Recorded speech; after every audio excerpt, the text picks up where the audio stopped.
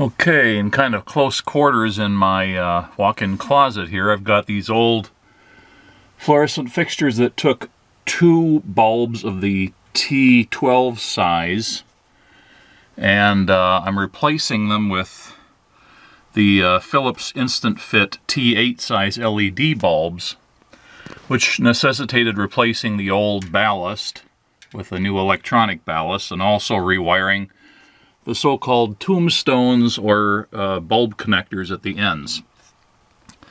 Now originally the 2 on the left here, and these are the old tombstones here, the new ones that came with the ballast, and I should mention that I bought these Lithonia utility fixtures that are designed for 2 T8 bulbs and come with this ballast.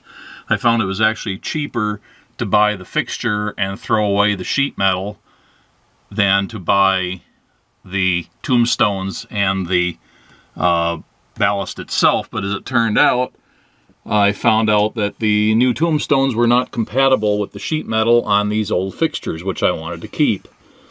The new ones are much bulkier, and there's just no way to snap the new ones in there and have them be rigid. They just wobble all over the place and probably fall out.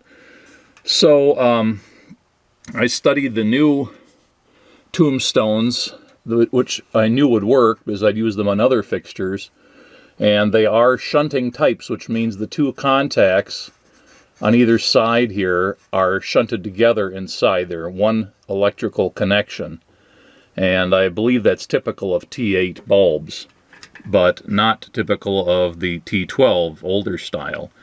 So what I did here was I took the one blue wire from the ballast, and I stuck it into one of the holes on the old tombstone here, and I took its old red wire, which used to go out, stripped it, bent it around, and stuck it in the other hole, because each of these things has 2 ports to stick wires into. And on the other side, I decided not to do that, although it would have been the same situation. I found that doing it this way, I ended up having to pull a wire out, which is really a pain, and it's easier to just deal with the wires that are already in there. So on this one, I took the other blue wire from the ballast and simply wire nutted it to the 2 wires coming from this tombstone. So originally this one had 2 red wires coming out independently, and I could have just brought those to a wire nut and connected them to this second blue wire. Now for the other side, there's a single red wire which goes to the right side, and it goes to both tombstones. So I've got it wire nutted to the 2 yellow wires that used to go to both tombstones on the right. Now these were different wires, mind you. They were not electrically the same as they were originally set up. This one here would have been 1 wire, and it's daisy chained to the same terminal, the upper terminal on this one. And the second yellow wire came on this side and was daisy chained to this side here. So it would have been 2 separate electrical connections. But now with the new electronic ballast and the T8 bulbs, these all are the same connection, all 4 points, top, bottom, top, bottom. So I kept the existing wires, brought the 2 yellows out, wire nutted them to the single red wire on the electronic ballast. So the only thing that remains to do is hook up the black wire and the white wire to the incoming hot and neutral. And so now I've done that, and it's time for a sanity check before putting the fixture back together. So the bulbs I'm using are the same kind I used in my other video. Let me pull them up here. These are the Phillips. And again, this is sort of close quarters. I should really take this out and do it somewhere else, but Phillips Instant Fit T8 LED. I've got the cool whites. They also make them in another, I don't know if it's soft white or what it is. So it's a T8 size. It's a 32 watt replacement. It uses 17 watts in actuality. 48 inches long, 2100 lumens, 4000 K light color. And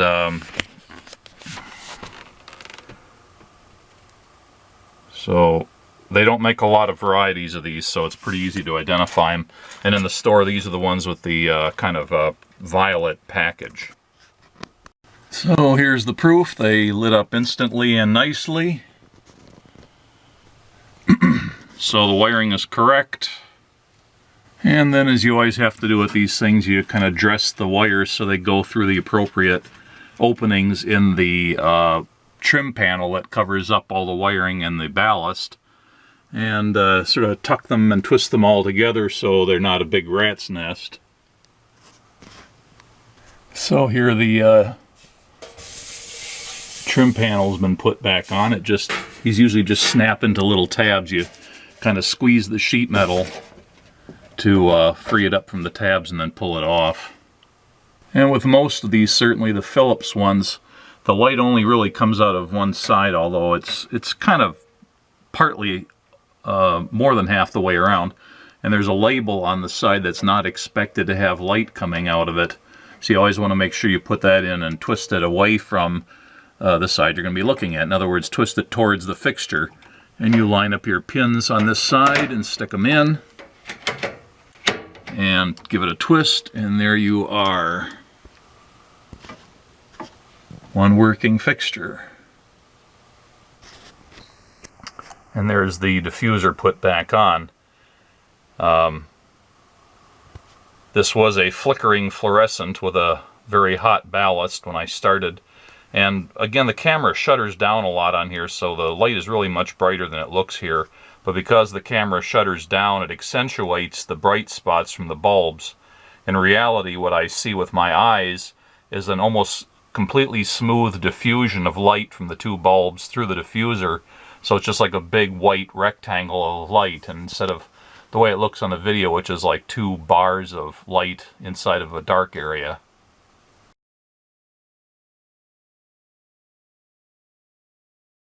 So here's the other fixture I'm going to do. I'm going to show this one from the beginning to the end.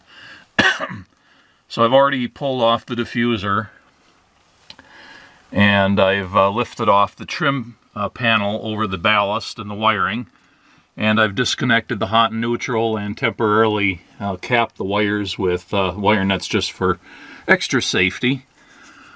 Obviously you want to do this with the power turned off, unless you're a real risk taker, which obviously a lot of people are, but it's best to do it with the power off. So over here on the right side, I've got the tombstone with two blue wires, and they're going back to the ballast. And then there's the lower tombstone on the right with two red wires going to the ballast. In the new arrangement, these are, by the way, non-shunting tombstones, which means the upper connection and the lower connection are not connected together inside this tombstone fixture. That's why there's two wires coming out of it.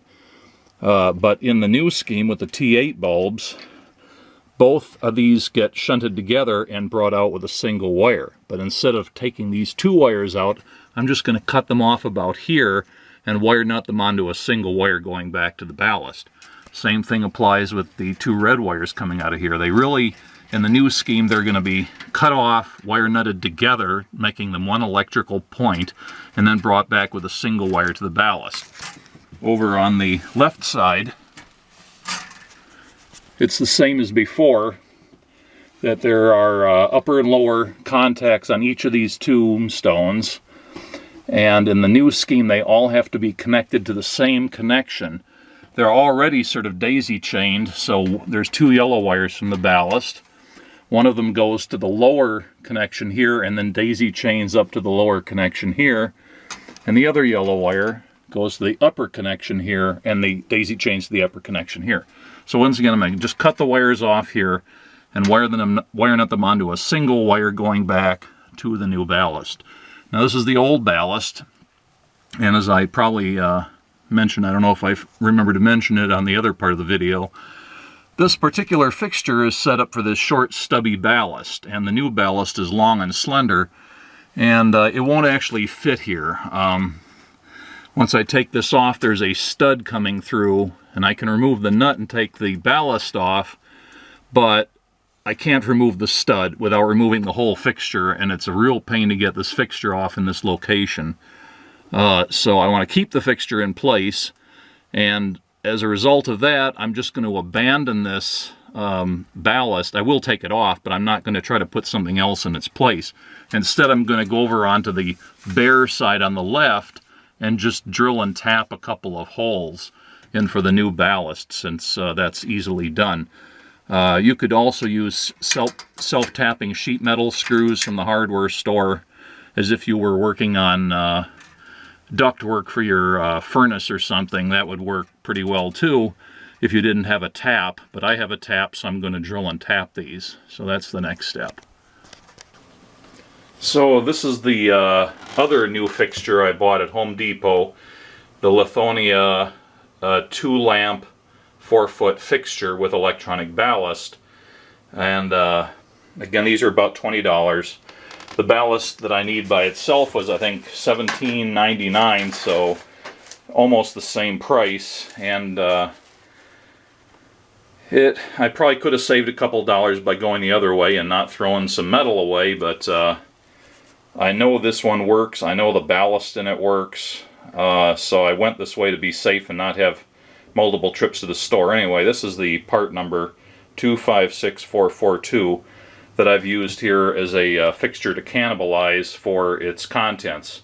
And again, when I bought these, I thought I could reuse the tombstones and the wiring exactly like it was, and unfortunately I found out that the tombstones in here would not fit my old fixtures, so I might have made a different decision if I had known that ahead of time, but now that I'm here, I'm going to use this. So here's the box opened, and first thing I do is I get rid of the trim strip cover, and what I find inside is the electronic ballast with 2 tombstones wired together for one end, and then 2 tombstones with 1 wire each for the other end to going back to the ballast. And there's the electronic ballast, and the only thing I have to do is remove 1 screw over here to get it off the fixture. Okay, so there's the ballast and its wiring, which I'm going to take back to the walk-in closet and chop the ends off, basically remove the tombstones from the ends of the ballast wires. So here I'm holding up the ballast into position, and you need to keep it centered because most of the covers are tapered to a point, and if I move it off center, it won't fit. The cover won't fit. So this is one of the mounting screws. I don't want to reuse that. That's holding it to the wall, so I'm going to go over just a little bit, and I'm going to mark with a Sharpie pen the locations of the holes. Okay, there's one mark, and over here's the other mark. I chose to use a 1032 screw for these because I had some handy. You don't want to use too small of a screw, but even with the 1032 I have to use washers on the heads or it'll pull through the slots on the ballast. So I'll do the drilling and tapping now. So what usually works well with this is to put 1 screw for the ballast on, but not tighten it down. Not tighten it down, leave a lot of play there, so you can just slip the end of the ballast under it and then put the screw in for the other side. Now, as with the other fixture, I'm kind of doing this upside down because I'm reversing left and right. I'm also flipping the ballast upside down. This is not for electrical reasons. It's because the wiring on the ballast is longer on one side than the other, and I'm more likely to not have a problem with wire length if I put it on the left. Also, the white and black wires are going to be real close together if I do it this way. So I slip this one side under here, and then that side is lined up for the hole, and I'm going to put the screw in there. Alright, so there's the new ballast mounted in there with its 1032 screws and washers, and now I have to remove this old ballast. Again, I could leave it in here, but I'd rather get rid of it. Now, I don't know where you live, but in my area of the Chicago area, it is a requirement to dispose of fluorescent bulbs properly, and everybody charges for them. The typical rate is $1 per bulb, so I just pack them up and take them to the local Ace Hardware or the Home Depot or wherever, and they take them off my hands for a few dollars. The ballasts, on the other hand, I had a hard time finding out what to do with these. None of the regulatory agencies even mentioned ballasts. I wanted to do it right, and I finally found the Swalco outfit, which is the what is it? Solid Waste Agency of Lake County, I think is what it stands for. And they finally got their electrical expert on the phone with me, and he told me that traditional inductive ballasts, in other words, ones that are just really like a transformer and they don't have any electronics in them, they are not electronic ballasts. Unless they say PCP on them somewhere as the insulation type, then they can be thrown away as regular trash. He said the scrap guys might also take them, but it was unlikely. So I'm just looking all over this, and I don't see PCP mentioned anywhere on there, and he said it would say it if it had it. I'm not sure if he's right, but that's what he said. This does not say it, so this is a trash can candidate as far as I'm concerned. Okay, so here's the ballast about ready to come off. I've removed the bolt or the nut on the end. Sometimes it's a bolt, sometimes it's a nut. And I'm going to cut my old wires off here. It's a little awkward since I'm holding the camera with the hand I usually use to operate tools. And you should always make sure the power is off before you do this, because otherwise there's potential for high voltage on these. And then once again over on the other side, in this case the two yellow wires. Boy, I'm not so coordinated with my left hand. Alright, so now I can just lift the old ballast out and throw it away. Okay, to reiterate what was in the earlier part of the video, here's this modern electronic T8 ballast, and or technically a ballast for T8 bulbs, and this is designed to work with the normal fluorescent bulbs, but it'll work perfectly with the instant fit type Phillips LED bulbs. And if you zoom in here real close, you can kind of see, I don't know if my camera will show this in focus, but the wiring diagram on here shows what I've been talking about. You've got a red wire that comes out of the ballast, and it goes over, and it shows it connecting to all four terminals on the right side. Or on one side, it doesn't really matter whether it's left or right. And then two blue wires, one of which goes to both connections at the end of one bulb. The other blue wire goes to both connections at the end of the other bulb. So what I've got here is two blue wires that are going to the right.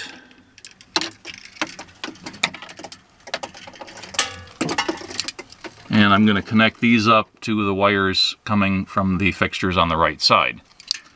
And then the single left wire will go to both these yellow wires, which covers all four terminals on the other side, as I previously described, as these are all daisy chained together here to these two yellow wires.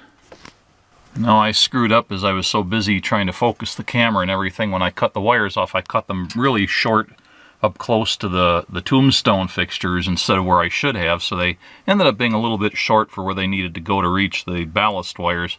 And just so they weren't pulled real tight, they would have made it, but I like to have a little more slack. I just took some scrap wire off the other tombstones, and I've brought one blue wire to the two blue wires from the top tombstone, one red wire from the two red wires from the other tombstone. And I always, when I use wire nuts, I always pre-twist my wires. Some people say that's unnecessary, but that's the way I was taught to do it when I was in college and apprenticing to an electrician to pay my way through college. And I like the way it comes out. I've pulled a lot of wire nuts off of wires that have been there for years, and you can see they hardly have any wraps, so there's very little surface area. And if they're the old plastic type of wire nuts that don't even have the coil spring on the inside to help add surface area, then that's really not a very great connection. So I always like to hand twist them using a flat pliers, and then put the wire nuts on them. And then the wire nut's more of an insulator than the thing that's actually making the connection. But if you want to do that, that's up to you. Now that I've got my extension wires that I shouldn't have needed if I'd done it right, I'm ready to cut the tombstones off the two blue wires coming from the ballast. And now I'll connect those up. Okay, so now I've got the two blue wires from the ballast, and one's connecting through to the two blue wires from that tombstone, and the other blue wire is going to the 2 red wires from that tombstone, both at the same end of the fixture. That's important. And there are my twisted wires again. I usually find that after I do this, I like to make them a little longer, and after I twist them, then I'll cut off just a little bit to make sure that all of the bare wire fits inside the wire nuts. And for small wire like this, I'm not quite sure what gauge it is. It's probably like 20 gauge or something that's used inside these fixtures. These orange size and wire nuts are color coded by wire size and how many wires will fit into them. And on the box or the bag they come in, it says the minimum number of wires of a small size or the maximum number of wires of a large size that will fit safely into these. And I know that these orange ones are satisfactory for 2 or 3 of the number 20 wires. I also have some of the yellow ones which are probably suitable on these, but I don't recall for sure. I know that the orange ones will fit, so I'll use those. Well, I reached into my pocket and I found I had 2 orange ones and 2 yellow ones, so I used those in spite of what I said earlier. Where I only had the 2 wires, I used the orange. Where I had the 3, I used the yellow, and they bit in and grabbed real good, so I'm sure it's fine. So the only thing that remains is to take the single red wire coming out of the ballast and connect it to these 2 yellow wires. That's the next step. Okay, so there's that last connection. The red wire goes to all 4 connections on the other side of the fixture. The only thing that remains is the hot and neutral. Alright, so the hot and neutral are connected now, and now I'm going to do the test of the bulbs. And there's my sanity check, both bulbs lighting up fine. Put the cover back on now. And once again, it's important to dress the wires so they're not all making a big rat's nest that'll get pinched underneath the cover when you put it on. The fixture is reassembled except for the diffuser.